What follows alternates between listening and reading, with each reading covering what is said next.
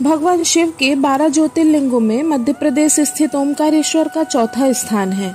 यह ज्योतिर्लिंग मध्य प्रदेश राज्य के खंडवा नामक जिले में नर्मदा नदी के निकट शिवपुरी और मांधाता द्वीप पर स्थित है। यहाँ पर भगवान शिव नर्मदा नदी के किनारे ओम के आकार वाली पहाड़ पर विराजमान है।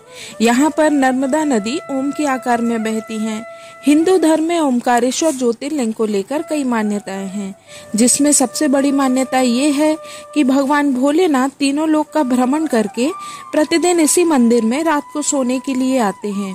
महादेव के इस चमत्कारी और रहस्यमय ज्योतिर्लिंग को लेकर यह भी माना जाता है कि इस पावन तीर्थ पर जल चढ़ाए बगैर व्यक्ति की सारी तीर्थ यात्राएं अधूरी मानी जाती हैं। ओमकारेश्वर ज्योतिर्लिंग से जुड़ी हुई कई कहानियां प्रचलित हैं, जिनमें से एक कहानी के अनुसार एक बार नारद जी विंध्याचल पर्वत पहुंचे।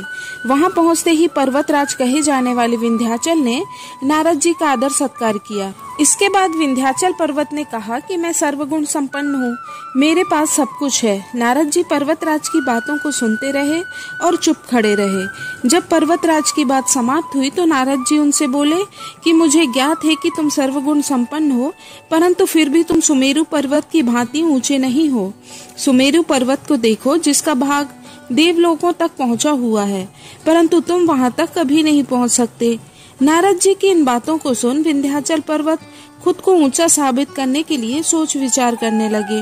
नारद जी की बात उन्हें बहुत चुभ रही थी और वे बहुत परेशान हो गए, क्योंकि यहाँ पर उनके अहंकार की हार हुई। अपने आप को सबसे ऊंचा बनाने की कामना के चलते उन्होंने भगवान शिव की पूजा करने का मन बनाया। उन्होंने लगभग 6 महीने तक भगवान शिव की कठोर तपस्या करके उन्हें प्रसन्न किया।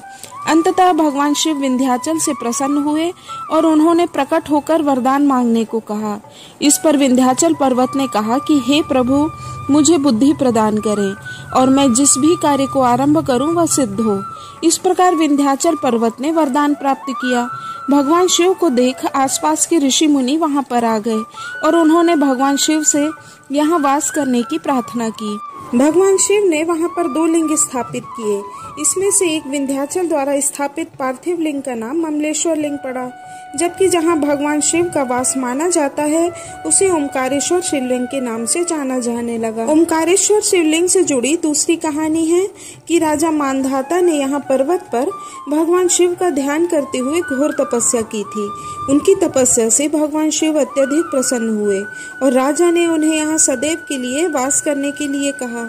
तभी से यहाँ पर ओमकारेश्वर नामक शिवलिंग स्थापित है, जिसकी आज तक अत्यधिक मान्यता है।